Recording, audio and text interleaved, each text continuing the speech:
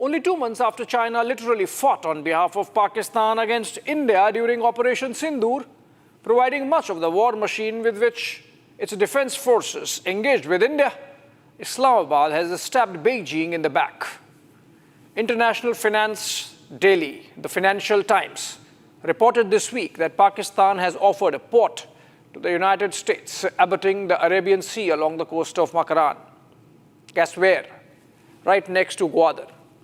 The port of Pasni, which the report talked about, falls in Gwadar district itself and is barely 100 kilometers from the Gwadar port built by China.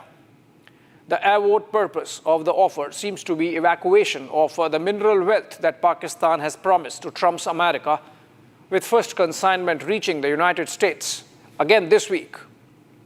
Tennessee-based strategic metals company, the USSM, which signed a $500 million deal with Pakistan military's Frontier Works organization last month, has started importing the minerals, a sample of which General Asim Munir was showing to President Trump at the White House in the pictures. While it's still being debated as to whether Pakistan indeed has the mineral resources that it has promised Trump, the stabbing of China is something that needs attention. It is nothing short of a geostrategic earthquake for Beijing that has sunk at least $50 billion in the China-Pakistan economic corridor. And Gwadar is the showpiece of both economic and strategic rationale of that investment. Over the last decade and a half, over 100 Chinese nationals have lost their lives in bomb blasts and suicide bombings targeted by a hostile local population and terrorists alike. The Chinese dream was that with this investment, Beijing would get exclusive rights over the mineral wealth of Baluchistan, that China would control a key artery from its restive Xinjiang province to the Arabian Sea and provide a land route to the Gulf countries bypassing troubled Afghanistan. China was salivating at the prospects of mining the recordic gold and copper reserves in Baluchistan, as also other rare earth minerals in the province. All that has come to a naught. A rentier state, forever looking for new clients, Pakistan has hogged the same mineral wealth to Trump's America now. To rub salt to the wounds, it has even provided a port to be developed at Pasni, miles away from Gwadar. Beijing would be left licking its stab wounds. It does not end there. The US operating Pasni would put paid to the Chinese dreams of exclusive exploitation of that mineral wealth. The Chinese have already been frustrated at Pakistan's failures to deliver on CPEC, from security to economic returns. Some of the soft loans have been rolled back. In other instances, the Chinese have expressed frustration at slow progress of projects, despite China providing all support. Look at this recent video of a sheepish Shehbaz Sharif being confronted in Tianjin. Installment is there. The money is already there, and the feasibility study there, and the problem is just make the process. And when was the study completed? It's not a study yet. No, the study, feasibility study. Feasibility is already done. When? It's already done 3 years ago. 3 years ago? Yeah. When professor is there. Pakistan's move to invite America so close to Chinese strategic interests amounts to betrayal that Beijing was not expecting. Noted geopolitical voice from Pakistan, Aisha Siddiqa, has called this a stab at Iran also. The port is just 100 miles from Iran's border, and if the Americans come in, they get a listening post on Tehran. The fact that Pasni could rival Chabahar, presently managed by India, gets the Pakistanis directly threatening Iranian economic and political interests. Taken together with the recently signed defense pact with Saudi Arabia, aimed at defending the kingdom from any nuclear attacks from Iran, Pakistan has effectively written off its brotherhood with the Shia Iran. Some say India's interests also get compromised. But we are at Chabahar only to manage the show for Tehran. Getting a land route to Kabul, bypassing Pakistan, was a strategic achievement. but we would sure find a way out. The larger issue out of this development is the geopolitical rivalries that this one move creates between China, America, and Iran. While China goes through a learning curve on Pakistani debauchery, Afghanistan, all too familiar with Islamabad's flexible spine, would perhaps even be angry. Remember, just last month, the kind of aid we provided to Afghanistan after the earthquake could not have been possible without access to the Chabahar port. Every Afghan knows and realizes the constructive development role India has provided to their country over the last 25 years, irrespective of who is in power in Kabul. As we speak, Taliban's foreign minister, Amir Khan Motaki, is in India. And just to give you an idea of the importance both sides are attaching to the visit, while External Affairs Minister S. Jaishankar skipped delegation talks in Mumbai with the visiting UK Prime Minister Keir Starmer, the Taliban government spurned Pakistani offer to host Motaki immediately after the Moscow talks, preferring New Delhi as his port of call instead. Not that it helps Pakistan. The CPEC has been ready for a decade now, but with little benefits percolating down to the masses. The Gwadar port utilization remains less than half its capacity and potential. Just this week, the World Bank released a report on Pakistan underlining the gaps in its economic recovery. The artificial booster dose from the IMF bailout has only stabilized a possible collapse of Pakistan. But people are not benefiting. Household well-being has worsened. Poverty has increased from 21% in 2018 to 27% in 2024. More than half the population lives below the poverty line. 40% children are born stunted and suffer from malnutrition. Foreign investors are pulling out. Procter & Gamble realized that there's no progress, only gamble in Pakistan, and pulled out of the country this week. It is a part of a larger MNC exodus happening from Pakistan. Procter & Gamble's departure follows a steady stream of exits by MNCs such as Shell, Telenor, Uber, Careem, Sanofi, Bayer, Gillette, Microsoft, Yamaha, Eli Lilly in recent years. According to the State Bank of Pakistan, the net FDI in their country this year stood at a paltry $2.46 billion, against $30 billion for Bangladesh, once a colony of these Pakistanis. Or at least that's how they treated it. When Pakistan began its tryst with terror in the 1990s, Standard Chartered Bank had 170 branches across the country. Today, when its bandmaster-looking general celebrates Operation Bunyan al-Mardood in support of terrorists, the bank has just about 50 branches. Pakistan army is getting completely hammered by the insurgents in both Balochistan and Khyber Pakhtunkhwa. In the last 1 month, the Jafar Express has been attacked twice, and the army has lost a score of its soldiers, including 2 senior officers. The reasons why Americans might fail, and not for the first time, are the same that the Chinese have. The locals are excluded from the deals and their benefits. In a way, it's an old story. The harlot of world geopolitics that Pakistan is. It had offered Gwadar port to the United States back in the 1970s by Zulfikar Ali Bhutto. Americans did not show interest, so it went to the Chinese in 2006 under Musharraf. The same Pasni Port that is now being offered to the Americans by Munir was as recently as 5 years ago dangled to the Russians by Bajwa in Pakistan's attempts at wooing Moscow into its orbit. There's already resistance. Article 172 of Pakistan provides for joint ownership of natural resources between the center and the provinces. It might be convenient for Trump and his business partners to deal with a single point of contact in failed Marshal Asim Munir. But the people of Pakistan need to realize that their bandmaster general is not their savior, but a doomsday Pied Piper, throwing them into a geopolitical Chakravyuh from which Pakistan won't come out unscathed. Moving on. How much gold do you own? Or how much of the yellow metal the women in your household have a stash of by way of jewelry? If you own some or quite some, you would have realized your wealth has increased by about 50% in the last 6 months alone. Every day, gold is scaling new heights. This Tuesday marked a milestone. Gold crossed $4,000 to an ounce for the first time in its history. The development has come right in the midst of Diwali festivities and ahead of the wedding season in India.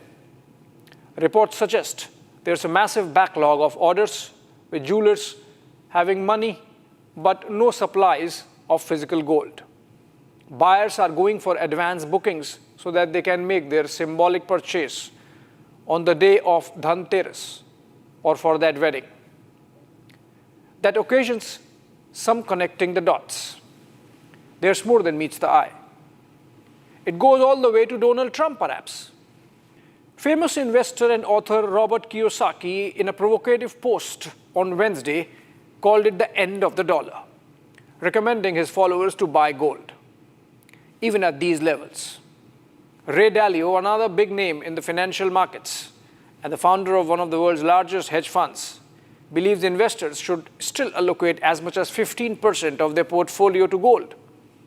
Dalio said gold stands apart as a hedge in times of monetary debasement and geopolitical uncertainty, adding that it is one asset that does very well when the typical parts of the portfolio go down.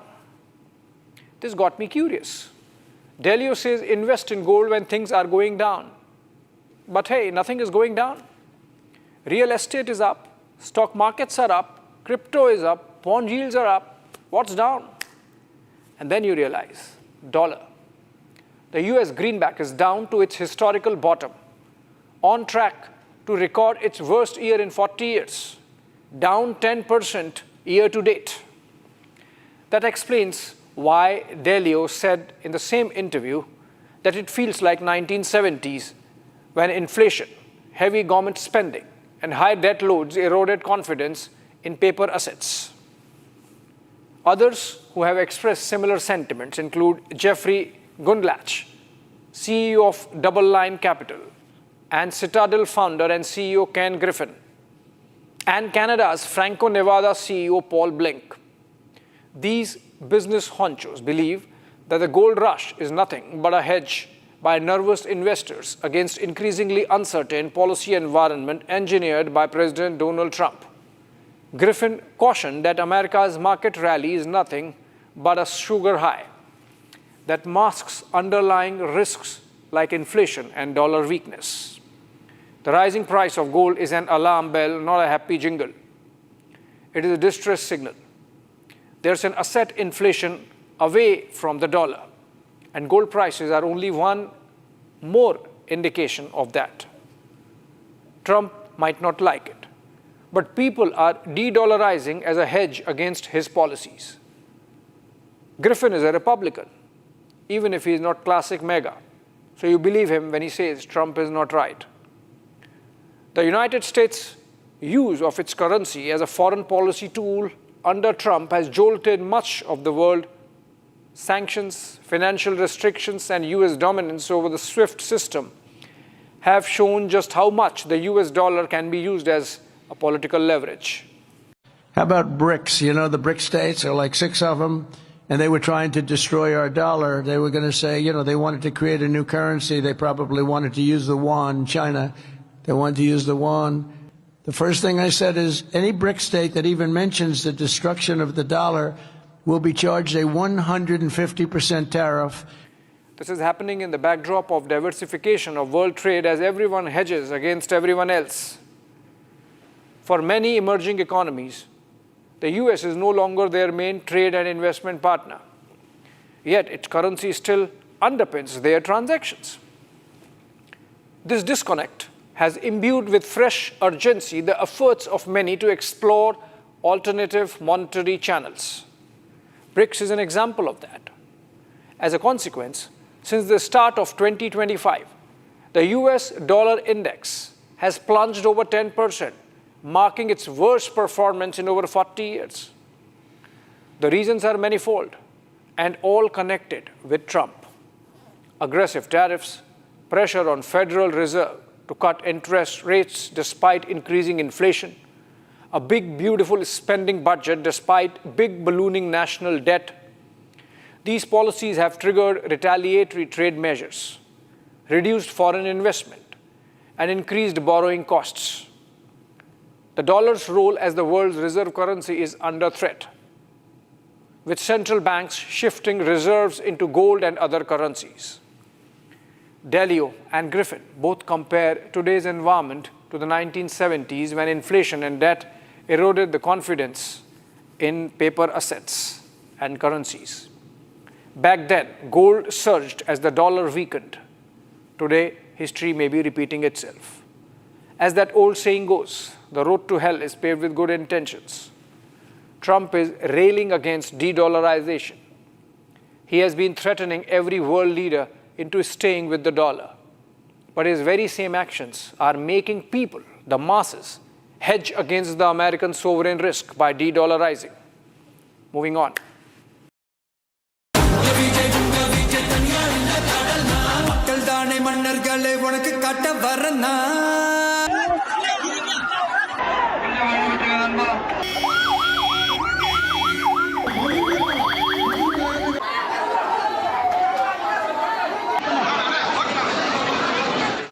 Tamil Nadu and its politics present a picture of contrasts like no other. An atheistic politics embedded in a deeply religious landscape. Separatist tendencies of a Perayar juxtaposed with the supreme patriotism of Mahakavi Bharatiyar. Iconoclasm of Dravida politics contrasted with the hero worship that literally makes leaders out of their film heroes and heroines. To say that Tamil politics has flair for the dramatic then is an understatement. For decades, the state has blurred the lines between cinema and governance, turning silver screen icons into chief ministers and fan clubs into political cadres. And after the Karur tragedy that saw 41 killed last week, the spotlight is firmly on C. Joseph Vijay, the superstar who has launched his party, Tamilaga Vetri Kadagam, TVK, and is being wooed by every major political outfit in the state. On the day of the Karur stampede that happened in his rally in his presence, not one word of condemnation came from the political opponents. Chief Minister M.K. Stalin rushed from Chennai to oversee relief, but his police did not question this star for over 48 hours. Congress's Rahul Gandhi called Vijay from Colombia and expressed words of sympathy over the loss of life, because those who got killed were, after all, Vijay's fans. Very next day, Union Finance Minister Nirmala Sitharaman visited the mishap site, but without one word against the rally organizers. BJP blamed the DMK government instead for mismanagement. This when the star is as yet untested on the political turf. His entry has been preceded by failed acts of Kamal Hassan and Rajnikant. Even relatively successful DMDK of Vijay has faded over time. What then makes Vijay such an attractive proposition that he is considered beyond reproach? Forget reproach. A week did not pass after the Karur stampede and the Edappadi Palaniswamy-led AIA-DMK went public with alliance proposal to TVK chief. His party's flags appearing in an AIA-DMK rally on Thursday. To understand the phenomenon, let us rewind a bit. It all traces back to the 1950s and 1960s, when cinema wasn't just entertainment. It was a tool for social messaging. Think about it. C.N. Annadurai, the founder of DMK, was a playwright. M. Karunanidhi, who led DMK for decades, was a prolific screenwriter. They used films to push their political ideas like anti-Brahmanism, Tamil pride, and social justice. Enter M.G. Ramachandran, or MGR, a swashbuckling star of over 130 films. In 1972, he split the DMK to form AIA-DMK. And by 1977, he was chief minister. MGR wasn't just a politician. He was a demigod. His films portrayed him as a savior of the poor, and that image stuck. He ruled Tamil Nadu till his death in 1987, blending welfare schemes with his star power. Fans did not just vote for him, they worshipped him. Like literally, there are still temples dedicated to MGR across Tamil Nadu where devotees perform pujas to his statue, treating him as a protective deity who still watches over the masses. His legacy was carried forward by his on-screen partner, J. Jayalalitha, who went on to become a towering political figure. Porachi Thalaivi Amma had 6 terms as chief minister by the time she died of ill health in 2016. The temple building for film stars by now had become a cultural phenomenon. These temples symbolize how stars transcend mortality, becoming eternal icons. Like for MGR and Amma, so for even the living stars. Actress Khushbu Sundar, for example, who jumped into politics with DMK and later the BJP, had a temple built for her in Tiruchirappalli back in the 1990s by adoring fans. Rajinikanth, the Thalaivar, has a temple in Madurai where fans pray for his health and success every day. It's wild. Fans pour milk on his posters, build shrines with his photos alongside gods like Murugan. This hero worship blurs lines between cinema, religion, and politics, making Tamil Nadu's electoral battles feel like epic mythologies. Vijay's fandom, as he transitions into politics, has to be seen in this light. He can qualify as a Nepo kid. Born in 1974 in a Kollywood family to director S.A. Chandrasekhar and playback singer Shobha Chandrasekhar, Vijay debuted as a child actor in 1984 in Tamil film Vetri. Over 3 decades since, he achieved both commercial success and critical acclaim in Tamil cinema, capping it with the sci-fi action flick GOAT, the greatest of all time. In February of 2024, that's last year, Vijay hung his boots as Thalapati, or commander of Tamil cinema. Like it happens with superstars south of the Vindhyas, Vijay had his fan club in 2009 and supported the AIA-DMK, then led by Jayalalitha, in the 2011 Tamil Nadu Assembly elections. His fan club also contested local body polls, as those are fought without political party symbols, in 2021 with reasonable success. Of the 169 seats contested, Vijay's fan club won 115, thus germinating the idea that he could launch a full-fledged political party. This led to the birth of TVK.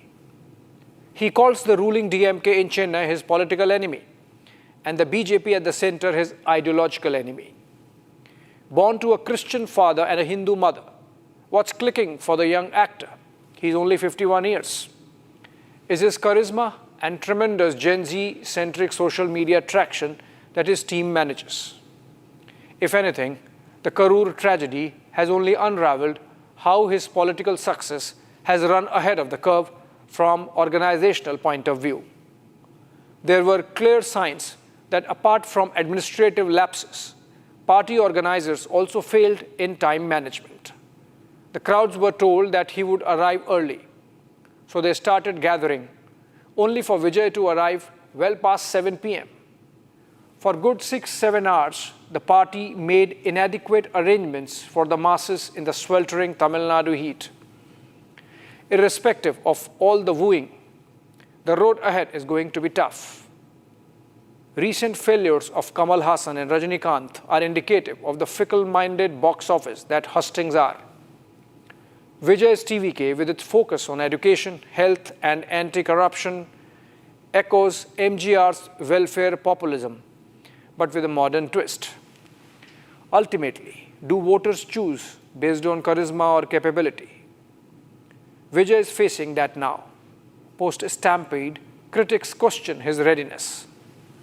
Looking ahead to 2026, TVK could be a kingmaker or a spoiler. If Vijay allies, despite denials, it might reshape alliances. Maybe a BJP-TVK tie-up to counter DMK's dominance via the AIA-DMK.